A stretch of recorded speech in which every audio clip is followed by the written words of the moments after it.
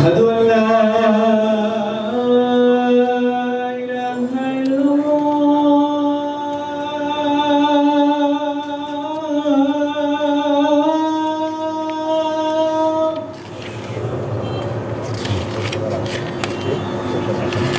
أشهد أن لا إله إلا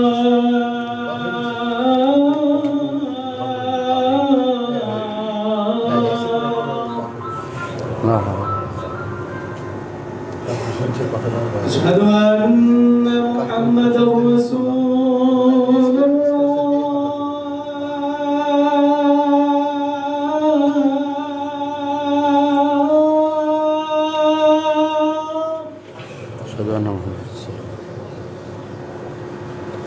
أشهد أن محمدا رسول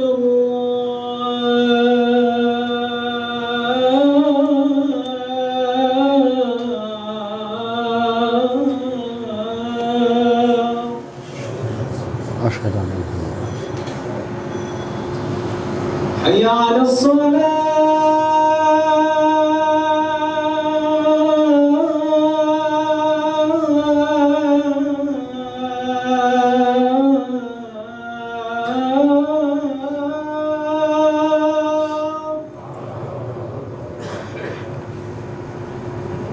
حي على الصلاة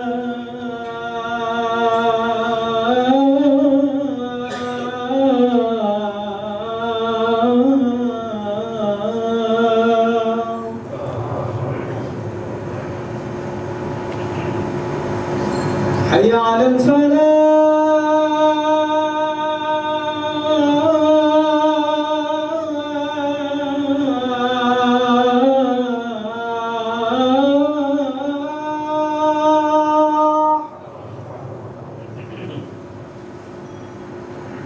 حي على الفلاح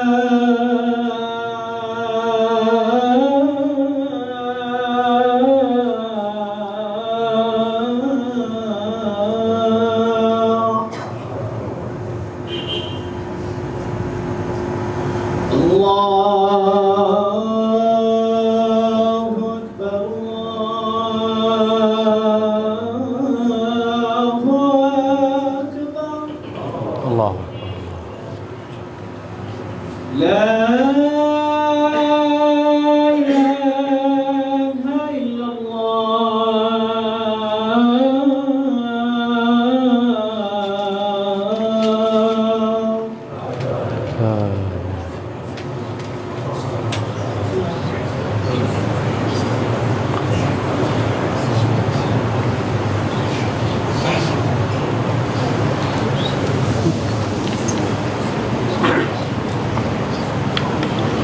إن الحمد لله نحمده ونستعينه ونستغفره ونعوذ بالله من شرور أنفسنا ومن سيئات أعمالنا من يهده الله فلا مضل له ومن يضلل فلا هادي له وأشهد أن لا إله إلا الله وحده لا شريك له وأشهد أن محمدا عبده ورسوله يا أيها الناس اتقوا ربكم الذي خلقكم من نفس واحدة وخلق منها زوجها وبث منهما رجالا كثيرا ونساء واتقوا الله الذي تساءلون به والأرحام إن الله كان عليكم رقيبا يا أيها الذين آمنوا اتقوا الله حق تقاته ولا تموتن إلا وأنتم مسلمون يا أيها الذين آمنوا اتقوا الله وقولوا قولا سديدا يصلح لكم أعمالكم ويغفر لكم ذنوبكم ومن يطع الله ورسوله فقد فاز فوزا عظيما أما بعد فإن أصدق الحديث كتاب الله وخير الهدي هدي محمد صلى الله عليه وسلم وشر الأمور محدثاتها وكل محدثة بدعة وكل بدعة ضلالة وكل ضلالة في النار أيها الناس اتقوا الله فإن الله عز وجل أمرنا أن نتقيه ورسول صلى الله عليه الصلاة والسلام أوصانا بذلك والتقوى وصية الأولين والآخرين সম্মানিত মুসলিয়ান কিরাম, আমি আমার নিজেকে আপনাদেরকে আল্লাহ তাকওয়া অবলম্বন জানাচ্ছি। তাকওয়া অবলম্বন ছাড়া কোনো ব্যক্তি কোনো নিস্তার নেই। তাকওয়া অবলম্বন করলে আখিরাতে জান্নাত পেয়ে আপনি ধন্য হতে পারবেন, আর তাকওয়া অবলম্বন না করলে দুনিয়া এবং আখিরাতে আপনি সবচেয়ে ক্ষতিগ্রস্ত ব্যক্তির অন্তর্ভুক্ত হয়ে যাবেন। তাকওয়া অবলম্বন করার জন্য নবী রাসূলদের অনুসরণের কোনো বিকল্প নেই। গত পর্বে আমরা আলোচনা করেছিলাম নবী রাসূলদের কী প্রয়োজনীয়তা রয়েছে, মানুষের জন্য নবী রাসূলের প্রেরণের কী প্রয়োজনীয়তা রয়েছে, কেন আল্লাহ তাআলা নবী রাসূল পাঠালেন। সে বিষয়ে আমরা জেনেছি যে নবী রাসূলদের যে আলো নিয়ে এসেছেন সে আলোতেই জগৎ আলোকিত হয়েছে। নবী রাসূলরা না হলে জগৎ অন্ধকারে থেকে যেত। নবী রাসূলদের প্রেরণের পিছনে যে হিকমত আল্লাহ তাআলা কোরআনে কারীম উল্লেখ করেছেন তা হচ্ছে যে বান্দাদের প্রতি দয়া করা। আল্লাহ তাআলা বলছেন, লাকাদ মান্নাল্লাহু আলাল মুমিনিন ইদ বাআসা ফীহিম রাসূলাম মিন আনফুসিহিম। ঈমানদারদের প্রতি আল্লাহ তাআলা দয়া করেছেন, দয়া দেখাচ্ছেন তিনি সেটা করেছেন, কারণ তিনি এমন তাদের থেকে একজন রাসূল পাঠিয়েছেন, মানুষদের থেকে একজন রাসূল পাঠিয়েছেন, এই জন্য তিনি দয়া দেখাচ্ছেন। সুতরাং রাসূল প্রেরণ করা এটা বান্দাদের প্রতি আল্লাহর দয়া, আল্লাহর বিশেষ নেয়ামত, এবং আল্লাহ তাআলা এর মাধ্যমে বান্দাকে উপকৃত করে থাকেন। দ্বিতীয়ত, তিনি রাসূলদের পাঠিয়েছেন যাতে করে তারা হেদায়েতের আলোকবর্তিকা হতে পারেন এবং তারা শ্রেষ্ঠ কর্মকাণ্ডের জন্য আদর্শ হতে পারেন এবং তারা আলোকিত হতে পারেন এবং আকাশে মানুষের জীবনে মানুষের সর্বক্ষেত্রে তারা আলোকিত একটা ফুলের মতো তারা জ্বলজ্বল করতে পারে, তাদেরকে দেখে যেন সবসময় সেখান থেকে আলো নিতে পারে। আজকের দুনিয়ার মানুষ আদর্শ সংকটে ভুগছে। অধিকাংশ পিতা সন্তানকে আদর্শ দেখাতে পারছে না। তাদের পিতাদের ছোটকাল থেকে উচিত সন্তানকে দেখানো যে তোমাদেরকে হতে হবে মুহাম্মদুর রাসূলুল্লাহ সাল্লাল্লাহু আলাইহি ওয়াসাল্লামের অনুসারী। তিনি যা যা করেছেন সেটা তোমাদেরকে করতে হবে, এবং রাসূলুল্লাহ সাল্লাল্লাহু আলাইহি ওয়াসাল্লামকে অনুসরণ করে যারা জান্নাতে গেছে তোমাদেরকে তাদের মতো হতে হবে। এই আদর্শ সংকটে কেন ভুগছে? মানুষ অতি বেশি পরিমাণে দুনিয়ার লোভী হয়ে গেছে। দুনিয়ার যে সমস্ত মানুষ আজ আদর্শ দেখাচ্ছে সেগুলিকে তারা আদর্শ হিসেবে গ্রহণ করছে। অনেক সময় দেখবেন অনেকেই বিভিন্ন রকমের গ্রন্থ রচনা করে, বিভিন্ন সংবিধান রচনা করে, সেখানে কোরআন এবং সুন্নাহ থেকে আদর্শ তারা নেয় না। তারা বিভিন্ন দেশ, বিভিন্ন ব্যক্তি, বিভিন্ন তথাগত দার্শনিক, তথাকথিত কোনো প্রাবন্ধিক ওদের থেকে কথা নিয়ে তারা সেটা রচনা করছে। এই সময়ে এসে আমাদের অনুরোধ থাকবে, আপনারা যারা রাষ্ট্রের কর্ণধার হিসেবে আছেন আপনাদের প্রতি অনুরোধ থাকবে আপনারা যেন কোরআন এবং সুন্নাহকে সর্বাগ্রে স্থান দেন। আপনারা যেন মুহাম্মদুর রাসূলুল্লাহ সাল্লাল্লাহু আলাইহি ওয়াসাল্লাম আদর্শকে সবার আগে স্থান দেন। তিনি কিভাবে রাষ্ট্র পরিচালনা করেছেন সেভাবে যেন আপনি রাষ্ট্র পরিচালনা করেন। আপনারা যেন রাসূলুল্লাহ সাল্লাল্লাহু আলাইহি ওয়াসাল্লাম আদর্শ উজ্জীবিত খোলাফায়ে রাশেদার নীতি অনুসারে আপনাদের সব কিছু সাজিয়ে নেন। আপনাদের কোনো কাজ যেন কোরআন এবং সুন্নাহর বিরোধী না হয়। এদেশের মানুষ সবাই যেটা চায় সেটার প্রতি আপনি গুরুত্ব দিন। বাইরের কে কী গুরুত্ব দিল সেটা আপনার কাছে যেন গুরুত্ব না পায়, সেটা আপনাকে খেয়াল রাখতে হবে। নবী রাসূলগণকে আল্লাহ তাআলা পাঠিয়েছেন হেদায়েতের জন্য, সেই যুগের জন্য নয়, সর্বযুগের জন্য। আগে যখনই এরকম কোনো অন্ধকার থাকতো, অন্ধকার এসে যেত, তখনই আল্লাহ তাআলা সেখানে নবী পাঠাতেন, রাসূল পাঠাতেন। আদম আলাইহিস সালাতু ওয়াস সালামের পরে যখন নূহ আলাইহিস সালাতু ওয়াস সালামের সময় পর্যন্ত তাওহীদের আলো ছিল, কিন্তু শেষের দিকে এসে শিরক ঢুকে গেল, অন্ধকারে সারা দুনিয়া ছেয়ে গেল। আল্লাহ তাআলা তখন নূহ আলাইহিস সালাতু ওয়াস সালামকে পাঠালেন। তিনি 950 বছর দাওয়াত দিয়েছেন। কিসের দিকে দাওয়াত দিয়েছেন? যাতে অন্ধকার থেকে আলোর দিকে নিয়ে আসেন, আল্লাহর দিকে মানুষকে বের করে নিয়ে আসেন, সৃষ্টির ইবাদত থেকে বের করে স্রষ্টার ইবাদতে তাদেরকে ফিরিয়ে দেন। যখনই এরকম ঘটনা ঘটেছে, কোথাও শিরিক ঘটেছে, কুফর ঘটেছে, বেদাতের উপদ্রব হয়েছে, তখনই আল্লাহ তাআলা নবী ও রাসূল পাঠিয়েছেন। সেই হিসাবে আমাদের নবী মুহাম্মদুর রাসূলুল্লাহ সাল্লাল্লাহু আলাইহি ওয়াসাল্লাম পরে যেহেতু আর কোনো নবী আসবেন না, আর কোনো রাসূল আসবে না, সেহেতু আমাদেরকে জানতে হবে তিনি যা রেখে গেছেন সেটার উপরেই আমাদেরকে চলতে হবে। তিনি রেখে গেছেন কোরআন, গদ্দাম তরিয়ান, এমন তাজা তরতাজা জিনিস, কিয়ামত পর্যন্ত তা কোনোদিন পুরাতন হবে না। তিনি রেখে গেছেন আমাদের জন্য রাসূলুল্লাহ সাল্লাল্লাহু আলাইহি ওয়াসাল্লাম আদর্শ, যা হেফাজত করার জন্য আল্লাহ তাআলা এমন লোকদেরকে বাছাই করে নিয়েছেন কিয়ামত পর্যন্ত, যারা হাজার হাজার হাদিসকে মুখস্থ জানত এবং তারা সেগুলি লিপিবদ্ধ করে গেছে। সুতরাং আমার সামনে ভরা কলসি থাকতে আমি কেন পানির জন্য হাহাকার করছি? আমি সেখান থেকে কোরআন এবং সুন্নাহ থেকে কেন আদর্শ গ্রহণ করি না? কেন সেখান থেকে নিয়ে আজ আমরা নতুন করে সংবিধান রচনা করি না? কুফরিতে ভরা সংবিধানকে কেন আমরা পরিত্যাগ করি না? এটা আমাদের নিজেদের ঈমানের কাছে প্রশ্ন রাখার বিষয়। সম্মানিত মুসলিয়ানে কেরাম, মুহাম্মদুর রাসূলুল্লাহ সাল্লাল্লাহু আলাইহি ওয়াসাল্লাম তিনি কিয়ামত পর্যন্ত যত মানব গোষ্ঠী আসবে সবার জন্য প্রেরিত হয়েছেন। আর এই কোরআন কিয়ামত পর্যন্ত থাকবে, যতক্ষণ পর্যন্ত আল্লাহ তাআলার ইচ্ছা না হবে তিনি উঠিয়ে নেবেন। যখন মানুষ তার উপর আমল ছেড়ে দিবে তখন তিনি উঠিয়ে নেবেন। এর আগ পর্যন্ত তা থাকবে। রাসূলুল্লাহ সাল্লাল্লাহু আলাইহি ওয়াসাল্লাম আদর্শ থাকবে। যারা কোরআন এবং সুন্নাহ থেকে বিমুখ হবে, আল্লাহ তাআলার কোনো ক্ষতি করতে পারবে না, দ্বীনের কোনো ক্ষতি হবে না, তার নিজেদের ক্ষতি নিজেরাই টেনে আনবে। ওয়ালা ইয়াদুররু ইল্লা নাফসাহ, নিজেরাই শুধু ক্ষতি করবে। আর যে ব্যক্তি দুনিয়াতে আল্লাহ এবং তার রাসূলের আদর্শকে মেনে নেবে, রাসূলদের রেখে যাওয়া সে আদর্শকে সারা জীবন লালন করবে, আখিরাতে তারা জান্নাত পেয়ে ধন্য হবে। আর যারা দুনিয়াতে বিমুখ থাকবে তাদের সম্পর্কে আল্লাহ তাআলা বলেছেন, ওয়ামান আ'রাদা আন যিকরি ফাইন্না লাহু মাঈশাতান দানকা ওয়া নাহশুরুহু ইয়াওমাল কিয়ামাতি আ'মা। যে কেউ আমার জিকির থেকে অর্থাৎ কোরআন এবং সুন্নাহ থেকে মুখ ফিরিয়ে থাকবে, কোরআন এবং হাদিস থেকে মুখ ফিরিয়ে থাকবে, আল্লাহর দেয়া বিধান থেকে মুখ ফিরিয়ে থাকবে, রাসূলের আদর্শ থেকে মুখ ফিরিয়ে থাকবে, রাসূল যেভাবে করেছেন তার বাইরে চলবে, ফাইন্না লাহু মাঈশাতান দানকা, দুনিয়ার জীবনে তার জন্য ভালো কিছু পাওয়া যাবে না, কবরও তার জন্য ভালো কিছু নেই, সংকীর্ণ জীবন তার জন্য থাকবে। কোনোদিন সে শান্তি নাগাল পাবে না।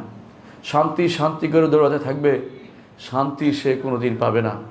শান্তি তো সেখানে রয়েছে যেখানে আমার নবী ছিলেন, যেখানে খোলাফায়ে রাশিদা চলে গেছেন, যেখানে নবী রাসূলদের পথ সবসময় ছিল, সেই পথটি হচ্ছে শান্তির পথ। এই পথটি বাদ দিয়ে অন্য যে পথে কেউ চলতে চায়, কেউ বা সাময়িকভাবে অন্য কোনো পথে উঠতে চায়, ওই পথগুলি কখনো শান্তির পথ হতে পারে না। এগুলি কোনোদিনই শান্তির পথ হইতে পারে না। এই জন্য প্রতিটি মানুষের উচিত শান্তির পথ খোঁজা। শান্তির পথ এটা ব্যক্তির যেমন প্রয়োজন, সমাজের তেমনি প্রয়োজন, রাষ্ট্রেরও তেমনি প্রয়োজন। শান্তির পথ খোঁজা, সবার জন্য শান্তির ব্যবস্থাপনা করা।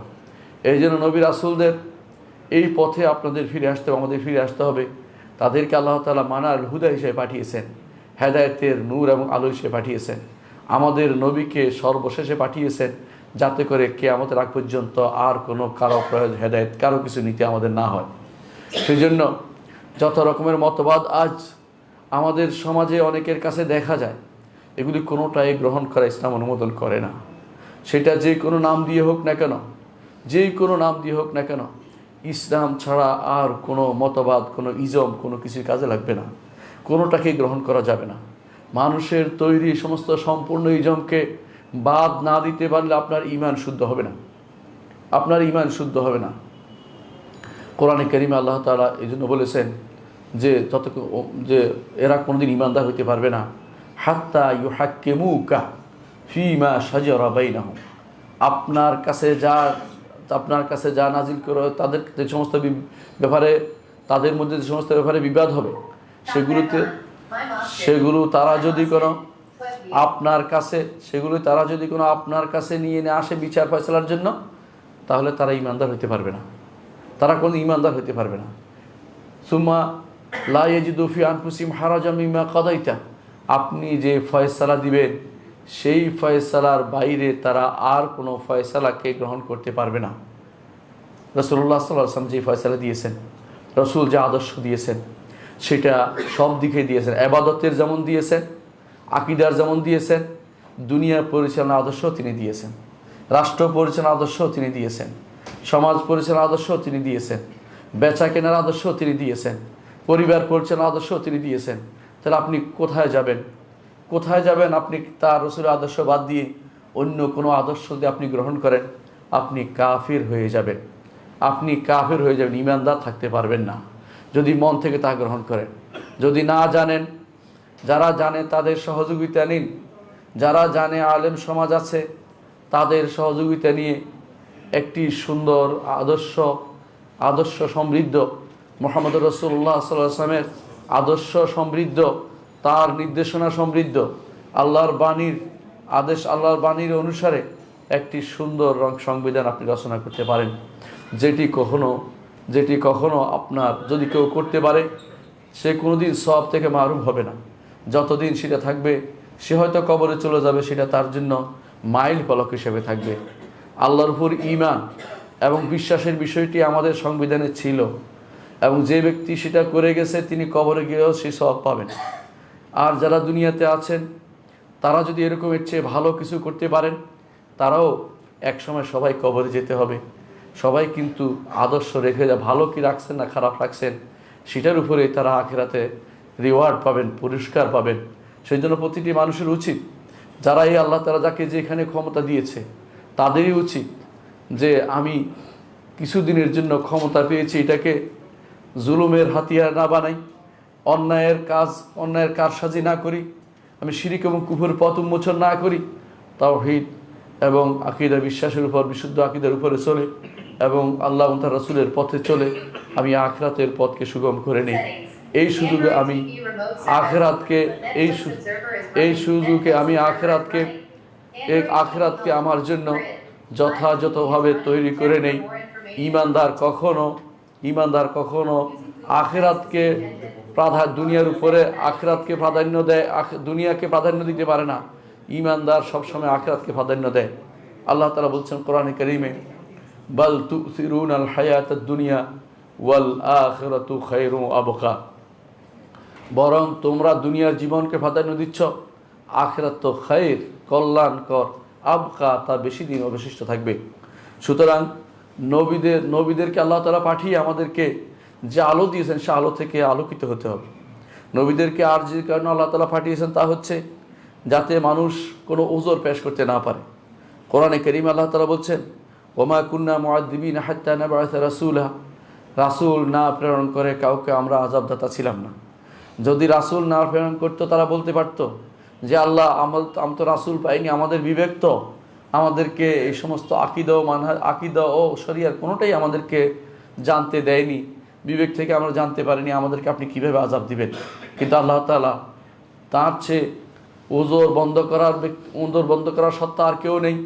তিনি এমন এক সত্তা, তিনি কারো ওজর রেখে কাউকে জাহান্নামে দিবেন না, ওজর রাখার সুযোগ দিবেন না দুনিয়াতে। সেজন্য তিনি রাসূল প্রেরণ করেছেন। আল্লাহ তাআলা জন্য বলছেন, ওমা কুন্না মুআযযিবিনা হাত্তা নাবআসা রাসূলা, রাসূল না প্রেরণ করে কাউকে আমরা শাস্তি দিতাম না। কোরআনে কারীম আল্লাহ তাআলা অন্যত্র বলেছেন, উযরান আও নুযরা, উযরান, যাতে করে ওজর পেশ করতে সুযোগ না দেয়। সেজন্য আল্লাহ তাআলা ওজরের পথ বন্ধ করে দিয়েছেন, ওজর পেশ করতে পারবে না। সূরা তাহা 134 নম্বর আয়াত আল্লাহ তাআলা বলছেন, ওয়ালাউ আন্না হালাকনাহুম বিআযাব মিন ক্বাবলিহি, যদি আমরা আমার পক্ষ থেকে আযাব দিয়ে তাদেরকে ধ্বংস করে দিতাম, লাকালু, তখন তারা বলতো, রব্বানা লাউলা আরসালতা ইলাইনা রাসূলান, আল্লাহ রাসূল কেন প্রেরণ করলেন না? রাসূল প্রেরণ করলে আমরা কি করতাম? ফানাত্তাবি আয়াতিকা, আপনার আয়াতকে অনুসরণ করতাম, মিন ক্বাবলা আন নাদিল্লা ওয়া নাখজা, অপমানিত হওয়ার আগে এবং আমরা নিজেকে ভুলুণ্ঠিত হওয়ার আগে আমরা অবশ্যই আপনার আয়াতকে অনুসরণ করতাম। এর অর্থ হচ্ছে আল্লাহ রাসূল প্রেরণ করার পরেই শুধুমাত্র ধ্বংস করেছেন। এবং রাসূল সব জায়গায় প্রেরিত না হলেও তাদের প্রতিনিধি আল্লাহ তাআলা সব জায়গায় পাঠিয়েছেন। অনেকে হয়তো বলতে পারেন উপমহাদেশে কাকে পাঠানো হয়েছে আমরা অনেক কিছুই জানতে পারি না, কারণ উপমহাদেশের বড় সমস্যা হচ্ছে দুইটি। একটি হচ্ছে তারা কাউকে আল্লাহর পর্যায়ে উঠিয়ে দিবে আর কাউকে নিকৃষ্ট বানিয়ে দিবে, মধ্যপন্থা তাদের জীবনে আসে নাই। এই জন্য আল্লাহ তাআলা এখানে হয়তো এমন কাউকে পাঠিয়েছেন, আমরা বিশ্বাস করি, ঈমান রাখি, কিন্তু আমরা সেটা জানতে পারিনি, কারণ তার কওম হয়তো তারা আল্লাহ বানিয়ে ফেলেছে, নয় তাদেরকে পরিপূর্ণভাবে ধ্বংস করে দিয়েছে, কারণ তাদের মধ্যে বাড়াবাড়ি এবং ছাড়াছাড়ি সবচেয়ে বেশি। তাছাড়া এমনও হতে পারে যে আল্লাহ তাআলা অন্যখানে রাসূল পাঠিয়েছেন, সেখানে তাদের প্রতিনিধি পাঠিয়েছেন। সেটাই আল্লাহ তাআলা কোরআনে কারীম বলেছেন ওয়া ইম মিন উম্মাতিন ইল্লা খালা ফিহা নাদির, এমন কোনো জাতি নেই যেখানে আল্লাহ তাআলা পাঠাননি ভীতি প্রদর্শনকারী পাঠাননি। সুতরাং আল্লাহ তাআলা অবশ্যই পাঠিয়েছেন, কিন্তু আমরা সেটাকে সংরক্ষণ করতে পারিনি।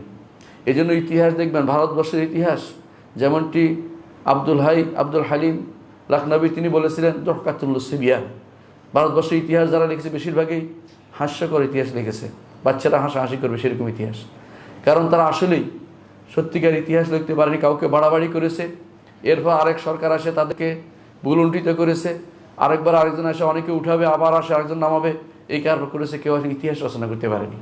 ইতিহাসগুলো সবচেয়ে নিকৃষ্টতম কাজ হয়েছে আমাদের এই ভারতবর্ষের। এই জন্য এখানকার অনেকে হয়তো বলতে পারেন নবী রাসূল দেখি না কেন, তা আপনি দেখবেন না, কারণ আপনার পূর্বসূরীরা সেই ইতিহাসকে বিকৃত করে দিয়েছে। গত 20-30-40 বছরের ইতিহাসে দেখেন না কতবার বদলালো। যা যদি কোনো হয় আমাদের নবীর আগে, এর অর্থ হচ্ছে সেটাকে সেই ইতিহাসের আর কোনো খুঁজে পাওয়া যাবে না, এমন কঠিন অবস্থা করে দিয়েছে। আল্লাহ তাআলা অবশ্যই নবী রাসূল পাঠিয়েছেন। কেন? আল্লাহ তাআলা বলে দিয়েছেন লি আল্লাহ ইয়াকুনা লিন-নাস হুজ্জাতুন বা'দার রাসূল, রাসূল প্রেরণ করার পরে কেউ যেন বলতে না পারে যে আমি তো জানতাম না। এই জন্য আল্লাহ তাআলা কোরআনে কারীমে আমাদেরকে এবার জানিয়ে দিয়েছেন যে আমরা অবশ্যই রাসূল প্রেরণ করেছি, যাতে করে তোমাদের কোনোদিন কেউ বলতে না পারে যে আমি তো জানতাম না, না জেনে যেন আমি কাউকে না জেনে জাহান্নামে দেই না। এই জন্য রাসূলুল্লাহ সাল্লাল্লাহু আলাইহি ওয়াসাল্লাম হাদিসে এসেছে যে কিছু শ্রেণী আছে যারা দুনিয়াতে আসছে এমন যে তারা বিবেকবান হয়নি অথবা তারা বুঝতে পারেনি, এদেরকে আল্লাহ তাআলা হাশরের মাঠে হলেও তাদেরকে পরীক্ষা করবেন, বিনা পরীক্ষায় জান্নাত জাহান্নাম নির্ধারণ করবেন না। রাসূলুল্লাহ সাল্লাল্লাহু আলাইহি ওয়াসাল্লাম বলেছেন, ইমাম তাবরানী তার কাবীরে উল্লেখ করেছেন যে কিছু শ্রেণীর লোক আছে তাদেরকে আল্লাহ তাআলা হাশরের মাঠে পরীক্ষা করবেন। তার মধ্যে একটি হচ্ছে, তিনি বলেছেন পাগল ছিল, আর কেউ বৃদ্ধ ছিল যে বুঝেনি কিছু, ভালো মানুষ ছিল কিন্তু এমন সময় দিন এসে তার কাছে বুঝার বয়স হয়নি। আর এক শ্রেণী হচ্ছে ছোটো বাচ্চা, কাফেরদের ছোটো বাচ্চা। তো এদেরকে আরেকটি হচ্ছে ফাতরাতের মধ্যে যারা আসছে, অর্থাৎ নবী রাসূলদের এক নবী রাসূলের প্রেরণের পরে আরেক নবী রাসূল প্রেরণ পর্যন্ত মাঝখানে যে বিশাল সময় ছিল, সেখানে যদি কোনো ব্যক্তি শিরিক না করে মারা গিয়ে থাকে, তাদেরকে আল্লাহ তাআলা সেখানে পরীক্ষা করবেন। শিরিক করলে কেন মাপ পাবে না? কারণ শিরিক করলে আর কোনো ওজর পেশ করার সুযোগ নেই, কারণ শিরিক তো বিবেক দিয়েও বোঝা যায় যেটা ভালো কাজ না। সে বিবেক দিয়ে বোঝা, নিজ হাতে তৈরি করে সেটা পূজা করে, সেটা ভালো কাজ হতে পারে না। এই জন্য সেটা শিরিক করলে কেউ মুক্তি পাবে না। শিরিক না করে মারা গেলে হানিফ হিসেবে উঠবে, হাশরের মাঠে আল্লাহ তাআলা তাকে তার মতো করে পরীক্ষা করে জান্নাত বা জাহান্নাম নির্ধারণ করবেন। সেটা হচ্ছে কোরআন হাদিস দ্বারা সাব্যস্ত। সুতরাং আল্লাহ তাআলা অবশ্যই নবী রাসূল প্রেরণ করেছেন এবং সেটার মাধ্যমে তিনি মানুষের ওজর পেশ করার যাবতীয় যে সমস্ত সুযোগ ছিল সেগুলিকে বন্ধ করে দিয়েছেন। নবী রাসূলরা কী করতেন? নবী রাসূলদের প্রথম কাজ ছিল আল্লাহর ইবাদতের দিকে, একমাত্র আল্লাহর ইবাদতের দিকে মানুষকে আহ্বান করা। কোরআন কারীমে আল্লাহ তাআলা বলছেন সূরা আম্বিয়ার 25 নম্বর আয়াতে, ওয়া মা আরসালনা মিন ক্বাবলিকা মির রাসূলিন ইল্লা নুহি ইলাইহি আন্নাহু লা ইলাহা ইল্লা আনা ফা'বুদুন। যখনই আমরা রাসূল প্রেরণ করেছি আপনার আগে, অর্থাৎ মুহাম্মদুর রাসূলুল্লাহ সাল্লাল্লাহু আলাইহি ওয়াসাল্লামের আগে আল্লাহ তাআলা যখন রাসূল প্রেরণ করেছেন, ইল্লা নুহি ইলাইহি, তখনই আল্লাহ তাআলা তাদের কাছে ওহী প্রেরণ করেছেন। কি ওহী দিয়েছেন? আন্নাহু লা ইলাহা ইল্লা আনা ফা'বুদুন, একমাত্র আমি ব্যতীত আর কোনো ইলাহ নেই, সুতরাং আমারই ইবাদত করো।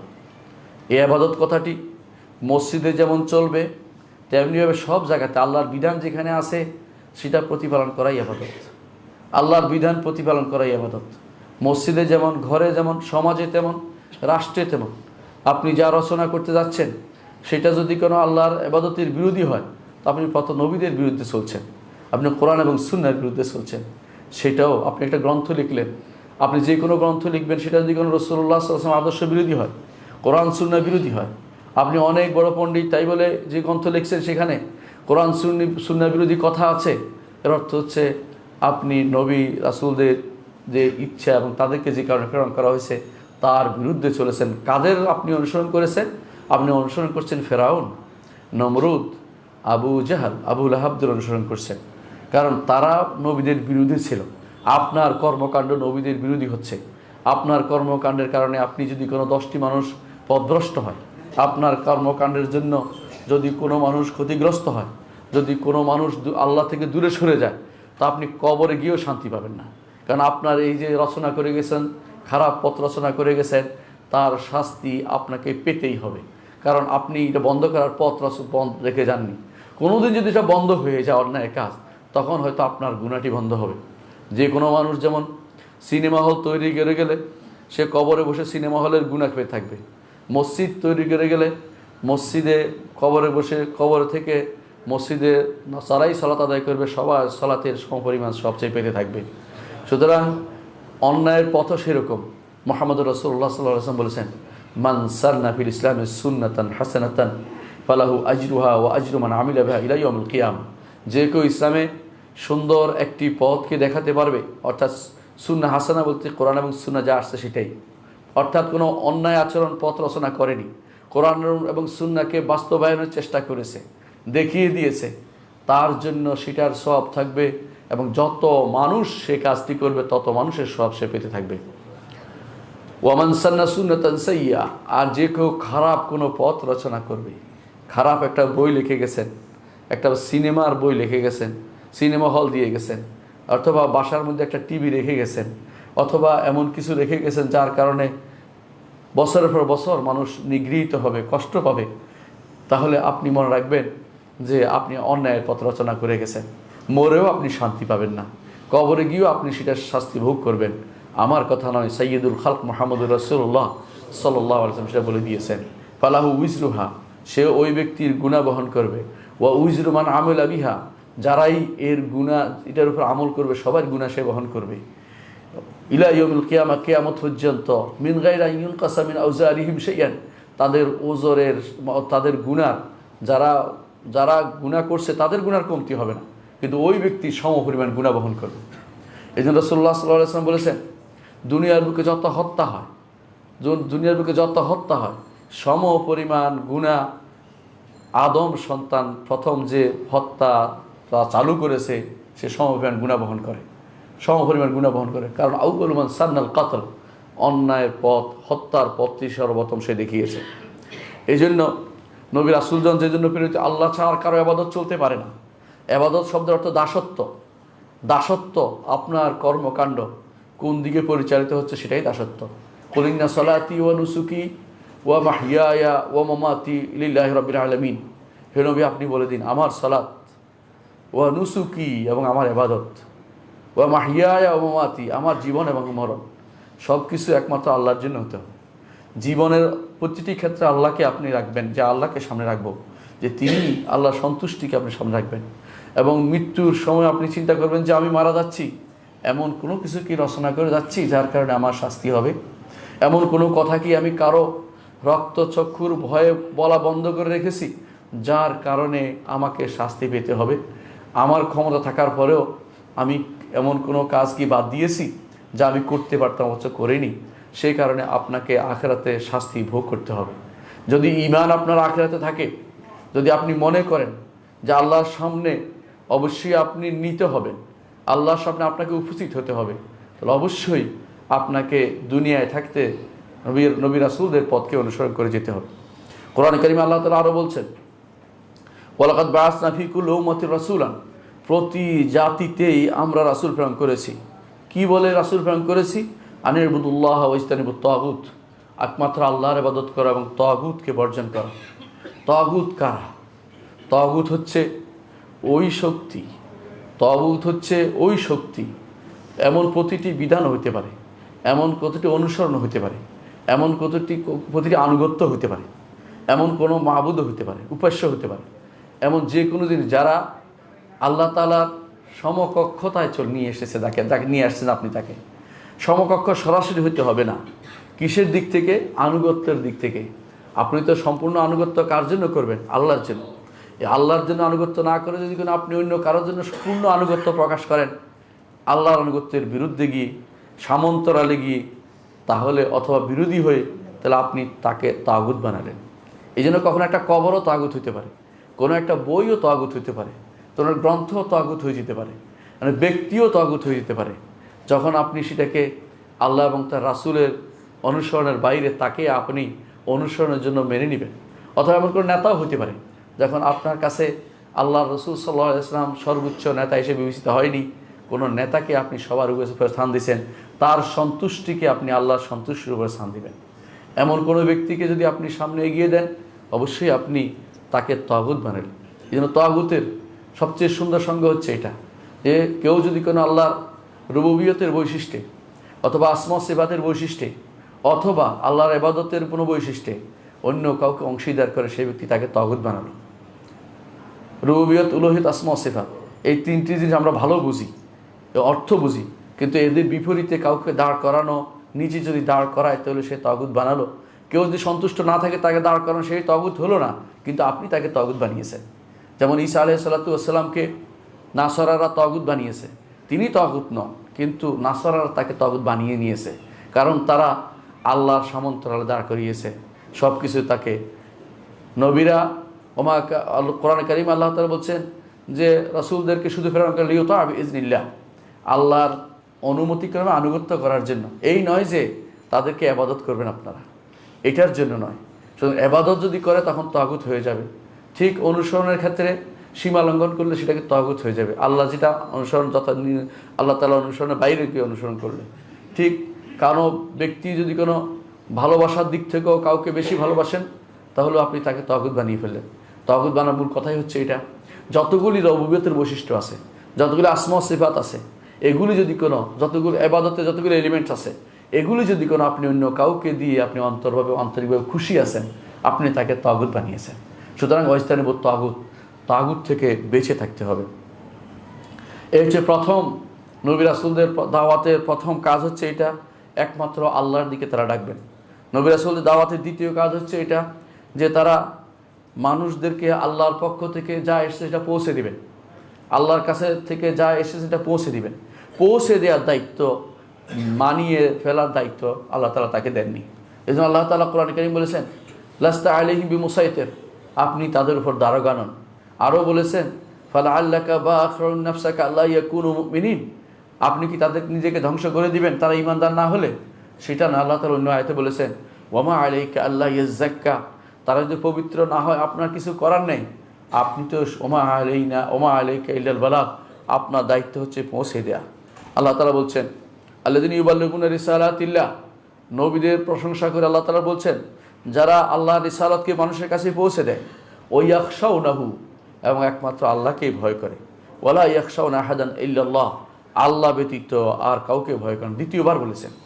ভয়ের বিষয়টি কেন এসেছে? দুনিয়ার বুকে আজ অধিকাংশ দেশের মানুষগুলো বাইরের দেশের ভয়ে একেবারে চুপসে গেছে।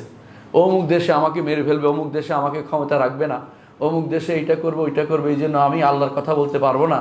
অমুক দেশের ভয়ে আমি এমন লোককে নিয়োগ দিব যে আমাদের দেশে সমকামিতা প্রমোট করে, অমুক দেশের ভয়ে আমি এই কাজটা করব, আমাদের দেশে যে সবচেয়ে নিকৃষ্টতম জিনা ব্যভিচারকে প্রমোট করছে। এইটা কোনোদিন ঈমানদারের কাজ হতে পারে না। ঈমানদার একমাত্র আল্লাহকে ভয় করবে, ঈমানদার রাসূলকে তা আদর্শ মনে করবে। আল্লাহ তাআলা রাসূল সম্পর্কে বলেছেন ওয়া ইয়াখশাউনাহু, আল্লাহকে ভয় করে। আরও বলেছেন এর বাড়ি ওয়ালা ইয়াখশাউনা আহাদান ইল্লাল্লাহ, আর তারা একমাত্র আল্লাহ ব্যতীত কাউকে ভয় করে। দ্বিতীয়বার বলেছে কত গুরুত্ব দিয়ে, যাতে করে আল্লাহর দ্বীনের ব্যাপারে কাউকে ভয় না করে, আল্লাহর দ্বীনের ব্যাপারে কাউকে ভয় না করে। যদি কেউ আল্লাহ ছাড়া অন্য কাউকে ভয় করে, আল্লাহর নিরাপত্তা তার উপর থেকে উঠে যায়, তখন সে যেই ভয় করছে সেই ভয়ে সে পতিত হবে। আর যেই ব্যক্তি আল্লাহ তাআলার নিরাপত্তায় আসবে, তার তো কোনো ভয় নেই, মরে গেলেও সে জান্নাতে যাবে, মরে গেলেও তার অবস্থা সে আল্লাহ মানুষের কাছে প্রশংসিত হবে, মানুষও তার প্রশংসা করবে, তার তো কোনো ক্ষতি নেই। কারণ কিন্তু তার বাইরে আপনি যদি কোনো অনেক বছর বাঁচার জন্য, অনেক বছর রাজত্ব করার জন্য হারামকে প্রশ্রয় দেন এবং শিরিককে প্রশ্রয় দেন, কুফুরকে প্রশ্রয় দেন, তাহলে আপনি অবশ্যই আল্লাহকে ভয় করতে পারলেন না। নবী রাসূলুল্লাহ যে জন্য প্রেরিত হয়েছেন সেটা হচ্ছে একমাত্র আল্লাহকে ভয় করা। নবী রাসূলদের কাজই হচ্ছে পৌঁছে দেয়া আল্লাহর নির্দেশ এবং নিষেধকে পৌঁছে দেয়া। আল্লাহর নিষেধ এবং নির্দেশকে পৌঁছে দেয়া এই দায়িত্ব নবী রাসূলদের অনুপস্থিতিতে সেটা করতে হবে উলিল আমরে মিনকুম, যাদেরকে আল্লাহ তাআলা এই ক্ষমতা দিয়েছেন তাদেরকে সেটা করতে হবে, এবং যাদেরকে আল্লাহ তাআলা জ্ঞান দিয়েছেন তাদেরকে সেটা করতে হবে। আলেম এবং উলামা এবং উমারা দুই শ্রেণীকে নবী রাসূলদের আরাধ্য দায়িত্ব পালন করতে হয়। কোরআনে কারিমে আল্লাহ তাআলা বলেছেন, ইয়া আইয়ুহার রাসূল বাল্লিগ মা উনজিলা ইলাইকা মির রাব্বিক, হে রাসূল আপনার কাছে আপনার রবের পক্ষ থেকে যা নাজিল করা হয়েছে তা অবশ্যই আপনি প্রচার করবেন। ওয়া ইল্লাম তাফআল, যদি না করেন ফামা বাল্লাগতা রিসালাতা, তাহলে আপনি আল্লাহর রিসালাতকে প্রচার করলেন না। আল্লাহু ইয়াসুমুকা মিনান নাস, আপনার ভয় হচ্ছে আপনাকে মেরে ফেলবে, আল্লাহ আপনাকে নিরাপত্তা দিবেন মানুষ থেকে। ইন্নাল্লাহা লা ইয়াহদিল কওমাল কাফিরিন, যারা কাফের তাদেরকে আল্লাহ হেদায়েত দেন। এর অর্থ হচ্ছে যে যারা নবী রাসূলদের দেয়া হেদায়েত গ্রহণ করবে না তারা কাফের, তারা ঈমানদার নয়, তারা ঈমানদার হতে পারে না। আল্লাহ তাআলা তার নবীকে যে প্রচারের দায়িত্ব দিয়েছেন, প্রচারের মধ্যে একটি এলিমেন্টস হচ্ছে তেলাওয়াত করে শোনানো। তেলাওয়াত করে শোনানো। আল্লাহ তাআলা বলছেন, উতলুমা ওহিয়া ইলাইকা মিনাল কিতাব, আপনার কাছে যে কিতাব নাজিল করা হয়েছে এবং আপনার কাছে যে হিকমত নাজিল করা হয়েছে এগুলো আপনি অবশ্যই তাদের কাছে শোনাবেন, তাদেরকে কোরআন তেলাওয়াত করবেন আর হিকমতের বাণী তাদেরকে শোনাবেন, সুন্নাহ তাদেরকে জানিয়ে দিবেন। আল্লাহ তাআলা এই দায়িত্ব, আল্লাহ রাসূল এই দায়িত্ব পালন করেছেন।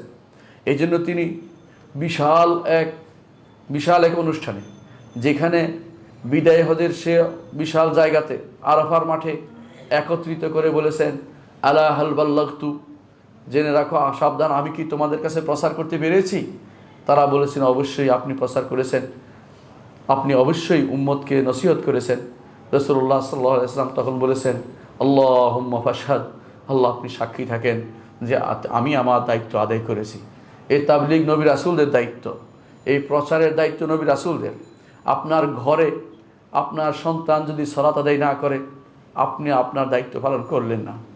আপনি সমাজপতি, আপনার সমাজে অন্যায় হচ্ছে, গান হচ্ছে, বাদ্য হচ্ছে, আপনি বাধা দিলেন না, আপনি আপনার দায়িত্ব পালন করলেন না, আপনি প্রসার করলেন না, তাদের কিছু বললেন না। আপনার সমাজে নয়, শুধু আপনার পুরো দেশে যদি কোনো কোথাও অন্যায় হয় আপনার দায়িত্ব সেখানে রয়ে গেছে আল্লাহর বাণীকে তাদের কাছে পৌঁছে দেয়া। তারা ভুল করতে পারে কিন্তু আপনি তাদেরকে অবশ্যই সেটা সুন্দর করে পৌঁছে দিবেন। কোরআনে কারিমে আল্লাহ তাআলা অন্যত্র বলেছেন, কামা আরসালনা ফীকুম রাসূলাম মিনকুম ইয়াতলু আলাইকুম আয়াতিনা, তোমাদের থেকে তোমাদের একজন রাসূল প্রেরণ করেছি, তোমাদের থেকে একজন রাসূল প্রেরণ করেছি তোমাদের মাঝে। কি জন্য?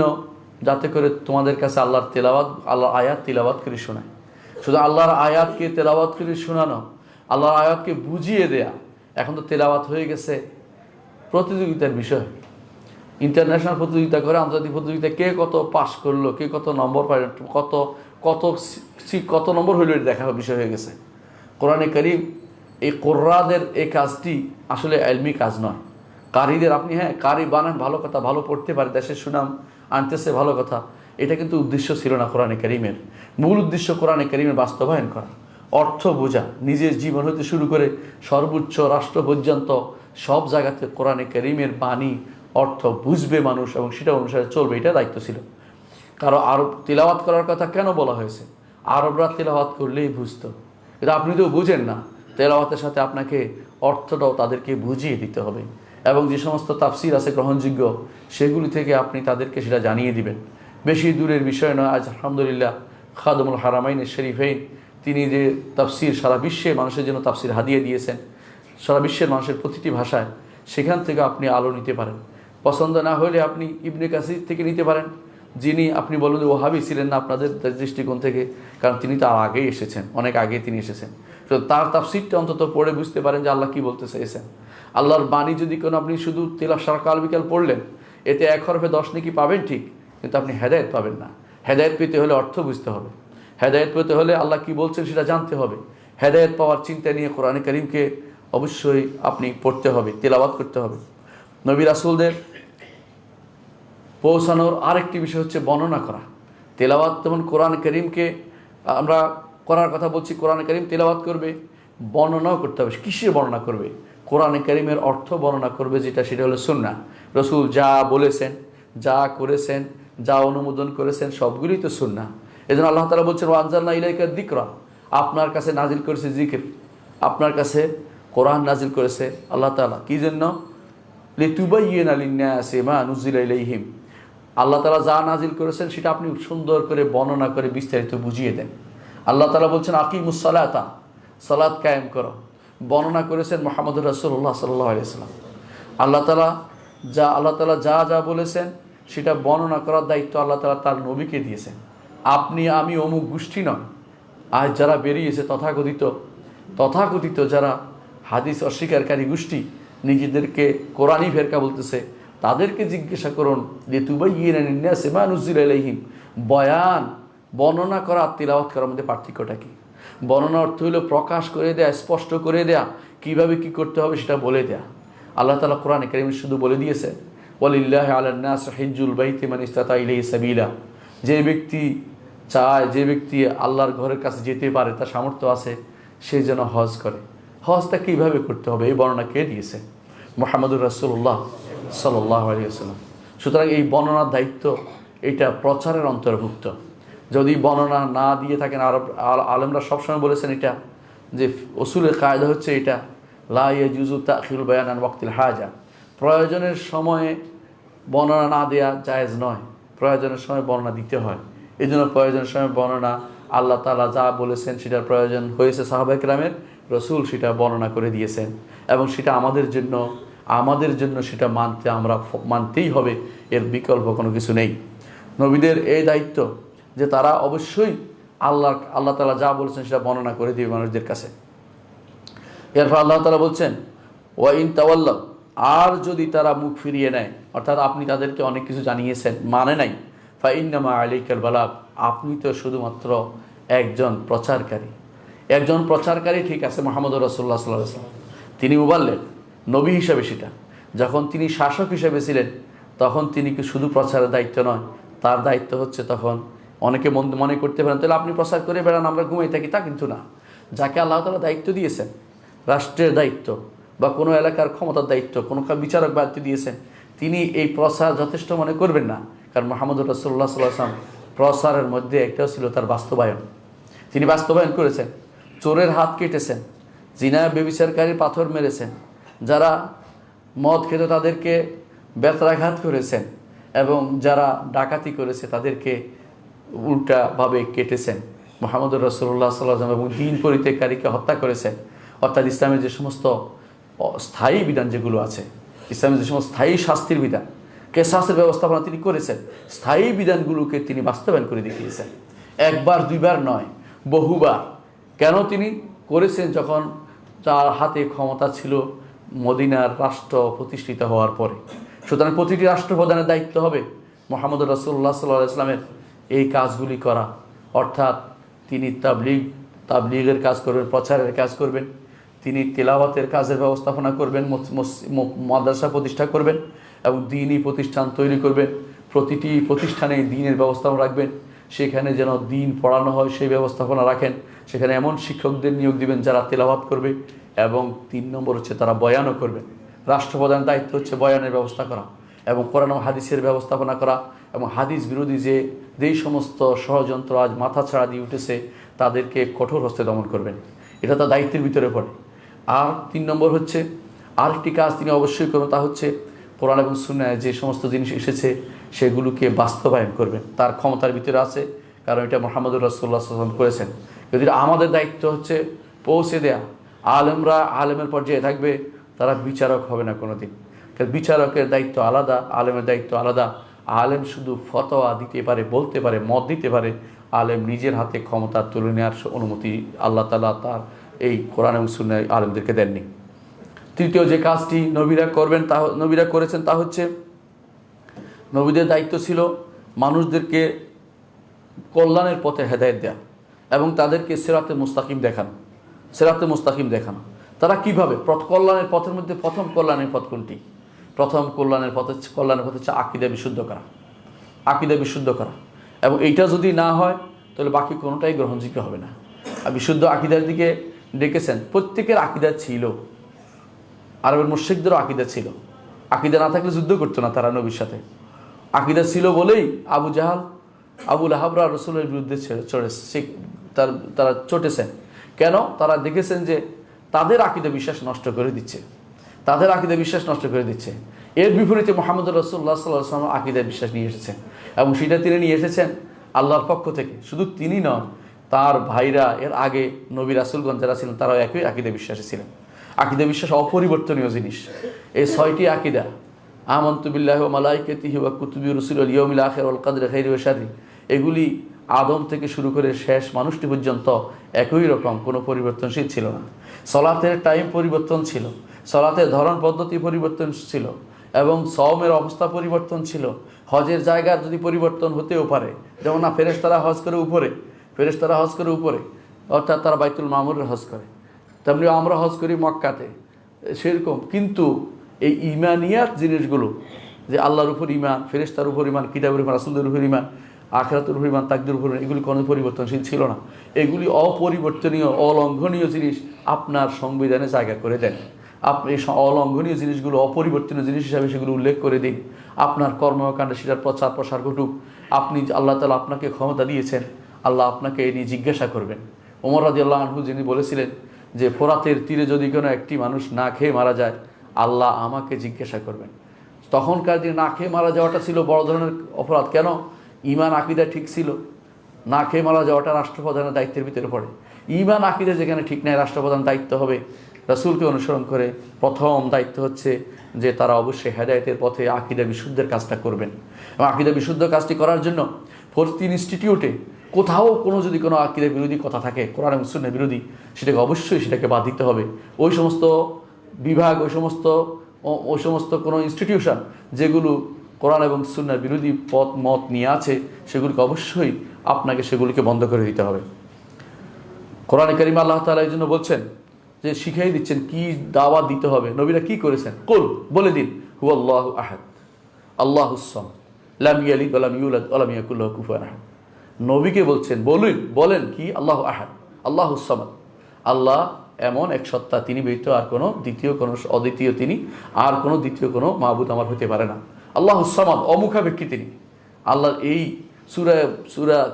সূরা ইখলাসের দাওয়াতটা আপনি পৌঁছে দেন মানুষের ঘরে ঘরে, এবং এই সমস্ত শিরকি যে সমস্ত আখড়া আছে, এগুলোকে তুলে দেয়া, এগুলোকে উচ্ছেদ করা আপনার দায়িত্বের ভিতরে পড়ে। মুহাম্মদুর রাসূলুল্লাহ সাল্লাল্লাহু আলাইহি ওয়াসাল্লাম তিনি আলী রাদিয়াল্লাহু আনহুকে পাঠিয়েছেন, এবং আলী রাদিয়াল্লাহু আনহু আবুল হাইয়াজ আল আসাদিকে পাঠিয়েছেন। কি বলে পাঠিয়েছেন?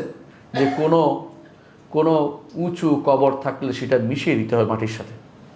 আর যেগুলো উঁচু কবর নয়, শুধু যেগুলি শিরকের আখড়া হয়ে গেছে, যেগুলি দরগা নামে পরিচিত হয়েছে, এগুলি অবশ্যই মিটিয়ে দিতে হবে। ইসলামের কোনো আদর্শের ভিতরে পড়ে না।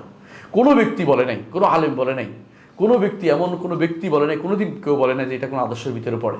এটা কোনো মতভেদপূর্ণ মাসআলাও নয় যে অমুক মাযহাবে আছে, এটাও নয়। কোনো মাযহাবে সেটা নেই। কোনো মাযহাবেই সর্বোচ্চ 1.5 হাত পর্যন্ত মানুষ বলেছে উঁচু করা যাবে কবরকে, মাটিকে। তাও বাদাই করতে কোরআনের কারিমে নিষেধ করা হয়েছে, বাদাই করতে হাদিসে নিষেধ করা হয়েছে, বাদাই করতে। এবং যারা বাদাই করে তাদের ঘটনা বলা হয়েছে কোরআনে কারিমে, যে সূরা কাহফের মধ্যে বলা হয়েছে যে যারা বাড়াবাড়ি করেছে তারাই শুধুমাত্র কবরকে মসজিদ বানিয়েছে। ক্বালাল্লাযীনা গালাবু আলা আমরিহিম লানাত্তাখিযান্না আলাইহিম মসজিদা। কিন্তু রাসূলুল্লাহ সাল্লাল্লাহু আলাইহি ওয়াসাল্লাম কবর বাদাই করতে নিষেধ করেছেন, কবরের নাম লিখতে নিষেধ করেছেন, কবর উঁচু করতে নিষেধ করেছেন, কবরের দিকে ফিরে সালাত আদি করতে নিষেধ করেছেন, কবর উঁচু কিছু হলে মাটির সাথে মিশিয়ে দিতে বলেছেন, আবার কবরকে অসম্মান করতেও নিষেধ করেছেন, কবর উপর দিয়ে জুতা নিয়ে হাঁটতে নিষেধ করেছেন, এবং কবর ঠেস দিতে নিষেধ করেছেন। এগুলি সবই হচ্ছে রাসূলুল্লাহ সাল্লাল্লাহু আলাইহি ওয়াসাল্লাম আদর্শ। আপনি আমি যদি কোনো আল্লাহ তাআলা আমাদেরকে যেখানে আছেন সেখানে আদর্শ বাস্তবায়ন করার চেষ্টা চালিয়ে যেতে হবে। সেটা যদি আপনার হাতে ক্ষমতা থাকে হাত দিয়ে করবেন, না হলে অবশ্যই মুখ দিয়ে বলতে হবে, চুপ থাকতে পারেন না। আমি আশ্চর্য হই, বিরাট দরগার পাশে অনেকে মাদ্রাসা খুলে বসে আছে, বিশাল মাদ্রাসা। সেই মাদ্রাসাগুলিতে কেউ দেখে না দরগার কি হচ্ছে। দরগার মধ্যে ইবাদত হচ্ছে, সেখানে তারা বলতে পারে ইচ্ছাগুলো দিন-রাত 24 ঘন্টা সেখানে লোক লাগিয়ে ফেলতে পারে। ছাত্রদের প্রথম দায়িত্ব হবে এটা, যে এখানে ইবাদত হইতে পারে না, আপনারা এটা করতে পারেন না, কেন এসেছেন এখানে? আপনি যদি কোনো ভালো কিছু চান, আপনার ভালো কিছু আল্লাহর কাছে চাইবেন। আর যদি আপনি মনে করেন যে আপনি কবর জিয়ারত করবেন, আপনার পিতামাতার কবর আছে, সেখানে জিয়ারত করলেই হয়। আপনি এখানে আসছেন কি জন্য? কিছু পাওয়ার উদ্দেশ্যে এসেছেন। যে কেউ কোনো কবরের কাছে কিছু পাইতে যাবে সে ব্যক্তি মুশরিক, তার হজ বাতিল হয়ে যাবে, এতদিনের সালাত সব বাতিল হয়ে যাবে। কবরওয়ালা আপনাকে কিছুই দিতে পারে না। এই জিনিসটা নবী রাসূলরা এটা প্রতিষ্ঠা করতে এসেছেন। দেখুন, এই প্রতিষ্ঠা করার জন্য নূহ আলাইহিস সালাতু ওয়াস সালামকে 950 বছর দাওয়াত দিয়েছেন, কেউ ঈমান আনেনি। কি বলেছেন তিনি? রব্বি ইন্নী দাউতু কওমি লাইলা ওয়া নাহারা ফালাম ইয়াজিদহুম দুআই ইল্লা ফিরারা। আল্লাহ, আমি আমার কওমকে রাত দিন দাওয়াত দিয়েছি, ফালাম ইয়াজিদহুম দুআই ইল্লা ফিরারা। আমি যতই ডাকি ততই তারা পালায়, আমি যতই তাদেরকে ডাকি ততই তারা পালায়। এমনকি শুধু পালানো নয়, তারা ওসিয়ত করতে একে অপরকে যে নূহের কাছে যাওয়া যাবে না। নূহের নামে বদনামি তুলতো, বিভিন্নভাবে বিভিন্ন রকম বদনামি তুলতো। আজও যারা দাওয়াতের পথে তাদের নামে বদনামি তুলছে। আপনার দায়িত্ব হবে বুঝে নেওয়া যে আসলে বদনামির বড় কথা না, আল্লাহ এবং রাসূল কি বলেছে সেটা দেখা। ব্যক্তির প্রতি কখনো আমি কখনো ব্যক্তির প্রতি কোনো গোড়ামি করতে পারি না, কিন্তু কোরআন এবং সুন্নাহর জন্য গোড়ামি নয়, সর্বোচ্চ ত্যাগ স্বীকার করতে হবে যে এইটাই মানতে হবে, নাহলে মরে যেতে হবে। কোরআন এবং সুন্নাহর জন্য অন্য কিছুর জন্য মরতে পারেন না। কোরআন এবং সুন্নাহর জন্য আপনার মৃত্যুটা শাহাদত হবে, দুনিয়ার কোনো কিছুর জন্য মৃত্যু আপনার শাহাদত হবে না। কোরআন এবং সুন্নাহ আদর্শকে লালন করার জন্য আপনাকে সর্বোচ্চ ত্যাগ স্বীকারে আপনাকে প্রস্তুত থাকতে হবে। আল্লাহ তাআলা কোরআনে কারীম এটা বলেননি, লা তাসজুদু লিশ-শামসি ওয়া লা লিল-কামার, সূর্যের জন্য সিজদা করো, চাঁদের জন্য সিজদা করিও না। এই বিশাল সূর্য আর চাঁদকে যদি সিজদা না করেন, মূর্তিকে কীভাবে সিজদা করেন? মূর্তি পাহারায় আপনার কাজ নয়, মূর্তি আইনশৃঙ্খলা বাহিনী বাইরে থেকে সেটা পাহারা দিবে, আপনি সেটা করতে পারেন না। ইমানদার সেটার কাজ করতে পারে না। আপনি সেটা না বুঝে লোক কেন পাঠাচ্ছেন? আপনার ছাত্রকে সেখানে কেন পাঠাবেন? এটা তো শরিয়া বিরোধী কাজ। আপনি কিভাবে চোখে সহ্য করতে পারেন? আপনার রবের নাম দিয়ে আরেকটার পূজা করা হচ্ছে, আপনি কিভাবে সহ্য করতে পারেন? সেদিকে তাকালে আপনার অন্তরে কেন কান্না আসে না? আপনার কষ্ট কেন অনুভূত হয় না? আপনি কিভাবে প্রশ্রয় দিতে পারেন সেখানে? এটাকে আপনার কাজ নয়। হ্যাঁ, আপনি দেশীয় শৃঙ্খলা রক্ষার্থে যা করেছেন সেটা আপনার দায়িত্ব নয়, যার দায়িত্ব সে করবে, সে সেটা করবে। আপনি সেটা আগ বাড়িয়ে গিয়ে যে তাদেরকে পাহারা দিতে হবে, আমরা তাদেরকে বাঁচাতে হবে, ওই জাতীয় আপনার দায়িত্ব নয়। এই কাজের দায়িত্ব যারা ক্ষমতাসীন তারা করবে। আপনি হুজুর হয়ে, আলেম হয়ে সেখানে আপনার যাওয়ার দায়িত্ব আপনাকে কে দিয়েছে? সেটা ইসলামে কোন আদর্শের ভিতরে সেটা পড়ে? বরং এই সমস্ত জায়গা আযাবের জায়গা, গজবের জায়গা। বরং রাসূলুল্লাহ সাল্লাল্লাহু আলাইহি ওয়াসাল্লাম বলেছেন, আযাবের গজবের জায়গাতে তোমরা কখনো ঢুকবে না, যদি ঢুকো কাঁদতে কাঁদতে ঢুকবে, যে আল্লাহ যেন তোমাদের উপর সেই বিপদ না এনে দেয়। সেই সমস্ত জায়গাতে আপনি কেন ঢুকবেন? সুতরাং এই সেজদা আল্লাহ ব্যতীত, শুধু সেজদা দিয়ে আল্লাহ তাআলা বুঝাচ্ছেন ইবাদত, যে আল্লাহ ব্যতীত যেখানে ইবাদত হয় সেটাকে প্রশ্রয় দেওয়া যাবে না। কোরআনে কারীমে আল্লাহ তাআলা সূরা সাবার মধ্যে বলছেন, কুল উদউল্লাযিনা জাআমতুম মিন দুনিল্লাহি লা ইয়ামলিকুনা মিসকালা যাররাতিন ফিস সামাওয়াতি ওয়ালা ফিল আরদ। যাদেরকে তোমরা মনে করছো যে এরা তোমাদের কিছু উপকার করবে, কাদেরকে এখন মনে করা হয়? পাগলাকে মনে করা হচ্ছে। পাগলার মসজিদকে এখানে স্ট্রিক্টলি নিষেধ করা উচিত, এখানে কোনো টাকা দিতে পারবে না। কেন টাকা দিবে? আপনারা ভাগ পান বলে তথাকথিত জেলার লোকেরা, জেলার ক্ষমতাসীনরা তারা ভাগ পায় বলে বা কিছু পায় বলে তারা সেগুলিকে আশ্রয় দিচ্ছে। পাগলার নামটা পাওয়ার কারণে টাকাটা দেওয়া হচ্ছে, আর কিছু নয়। মসজিদে টাকা দিলে অন্য মসজিদ দিলে কি অসুবিধা হতো? পাগলার মসজিদে প্রতি মাসের শেষে যা পাওয়া যায় সেটা তো কোনো ইউনিভার্সিটির বাজেটের মতো হয়ে যায়, কোনো মাদ্রাসার বাজেটের মতো হয়ে যায় বছরের। এর অর্থ হচ্ছে এগুলি যে আপনি পাচ্ছেন, এগুলি কিসের টাকা নিচ্ছেন? হারাম নিচ্ছেন, প্রশ্রয় দিচ্ছেন, শিরকে প্রশ্রয় দিচ্ছেন। কেউ যদি সেখানে একটা টাকা দেয় তার ঈমান শেষ। কেউ যদি একটা টাকা সেখানে প্রশ্রয় দেয় তার তো ঈমান চলে যাবে। যদি বুঝে শুনে দেয়, না বুঝে ঈমান যাবে না, কিন্তু বুঝে শুনে যদি কোনো প্রশ্রয় দিচ্ছে ঈমান কিন্তু শেষ হয়ে যাবে। আপনি ঈমানটা বড় সম্পদ, আপনাকে মনে রাখতে হবে। নবী রাসূলরা ঈমানকে প্রতিষ্ঠা করার জন্য এসেছেন। এই প্রথম বলছে ডাকি অবশ্যই কল্যাণের যত দ্বার আছে নবী রাসূলরা সেটা রক্ষার্থে এসেছেন। সুতরাং আপনি যদি মনে করে থাকেন যে এই যে যেগুলি আল্লাহ ব্যতীত এগুলি আপনার উপকার করতে পারে বা ভালো করতে পারে বা কল্যাণ করতে পারে, আপনি কিন্তু আল্লাহর সাথে শরীক করলেন। আল্লাহ তাআলা এই শরীককে বন্ধ করার জন্য সূরা সাবার 22 এবং 23 নম্বর আয়াতে বলেছেন। কয়টা অপশন বলেছেন একটু খেয়াল করবেন। বলেছেন লা ইয়ামলিকুনা মিসকালা যাররাতিন ফিস সামাওয়াতি ওয়ালা ফিল আরদ। আসমান জমিনের এক রাই পরিমাণ জিনিসও তারা মালিক নয়।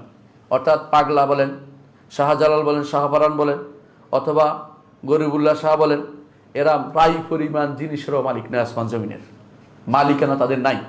মালিক না থাকলে দিবে কি করে? আরেকজনের সম্পদ দিতে পারে কেউ? কখনো দিতে পারে না। তারপর আল্লাহ তাআলা বলছেন ওয়ামা লাহুম ফীহিমা মিন শিরকিন। অনেকে হয়তো বলতে পারে মালিক নাই, কিন্তু অংশীদারিত্ব আছে। আল্লাহ বলছে অংশীদারিত্বও নাই। দুনিয়ার বুকে কেউ কিছু দিতে পারে বলে আমার অংশটা আমি দিচ্ছি, এটা বলতে পারে, কিন্তু তাদের কোনো অংশীদারিত্বও নাই। অংশীদারিত্ব না থাকলে পাগলা আপনাকে কিছু দিতে পারে না, কোনো ব্যক্তি দিতে পারে না। সাইয়্যিদুল খালক মুহাম্মদুর রাসূলুল্লাহ সাল্লাল্লাহু আলাইহি ওয়াসাল্লাম তিনিও আপনাকে কিছু এখন আর দিতে পারেন না। দুনিয়ার জীবনে যখন জীবিত ছিলেন তখন তিনি অনেক কিছুই দিতেন, যে তার কাছে আসতো তিনি প্রাণ খুলে সব দিয়ে দিতেন। তার মৃত্যুর পরে আখিরাতের জীবনে তিনি জীবিত, সেই জীবনের সাথে দুনিয়ার জীবনে কোনো সম্পর্ক নেই। সেখানে আপনি যদি চান আপনি কাফের হয়ে যাবেন, মুশরিক হয়ে যাবেন, তার কাছেও কিছু চাইতে পারবেন না, তার কাছে আপনি সুপারিশও চাইতে পারবেন না। সুপারিশ কার কাছে চাইবেন? আল্লাহর কাছে, যে আল্লাহ তাকে আমাদের জন্য সুপারিশকারী বানিয়ে দিন, এটা আপনি বলতে পারবেন। কিন্তু আপনি তার কাছে সুপারিশ চাই, আল্লাহ রাসূলুল্লাহ আমাদের সুপারিশ করেন, আমাদের সুপারিশ করে, এটা বললে আপনি মুশরিক হয়ে গেছেন, হজ বাতিল হয়ে গেছে। মক্কাতে হজ করে গিয়ে মদিনাতে মানুষ ঈমান বাতিল করে ফেলে, এইভাবে বাতিলটা হয়। তাহলে আপনি মালিকও নন, অংশীদারও নন। বাকি রয়েছে একটা, সেটা কি? সেটা হচ্ছে আল্লাহ তাআলা বলছেন ওমা আলাহু মিনহু মিন যাহির, আসমান জমিন রক্ষার্থে এবং দুনিয়ার সব সৃষ্টি রক্ষার্থে আল্লাহর কোনো সাহায্যকারীও প্রয়োজন হয় না। দুনিয়ার বুকে হয়তো বলতে পারেন আমি আপনার সম্পদের মালিক নই, অংশীদার নই, কিন্তু আপনার সম্পদ পাহারা দিচ্ছি, আমার কথা শুনতে হবে।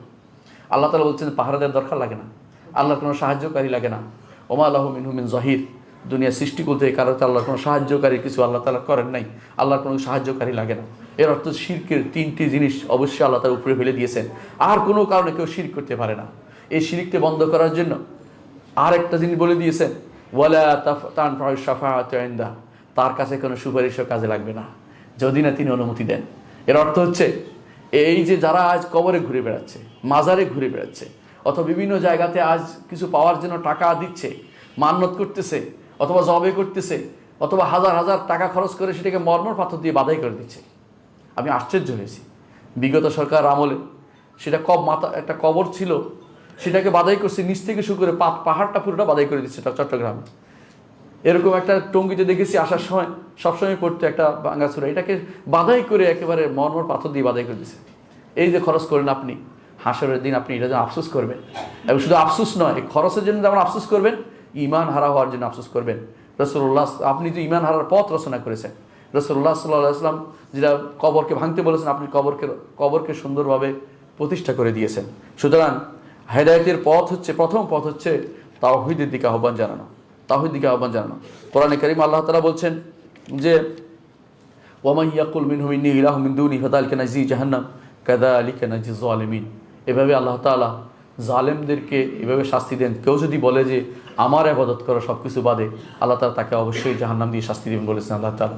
এর অর্থ হচ্ছে সূরা আম্বিয়ার 29 নম্বর আয়াতে বলছেন যে দুনিয়ার বুকে কেউ এরকম ডাকতেও পারবে না যে আমার এখানে মাজার করো, মান্নত করো, আমার এখানে পূরণ করো। কেউ যদি সেটা করে সেই ব্যক্তি অবশ্যই শিরকে রচনা করতে হবে। নবী রাসূলগণ এটা বন্ধ করার জন্য এসেছেন, এই কল্যাণের পথকে রচনা করার জন্য এসেছেন। নবী রাসূলদের আরও যে সমস্ত কাজে তারা প্রেরিত হয়েছেন সেগুলো ইনশাআল্লাহ আগামী খুতবাতে আপনার সাথে আবার দেখা হবে। আকুলু কাওলি হাযা ওয়া আস্তাগফিরুল্লাহ লি ওয়া লাকুম ওয়া লিসাইরিল মুসলিমিন ফাস্তাগফিরু ইন্নাহু হুয়াল গফুর।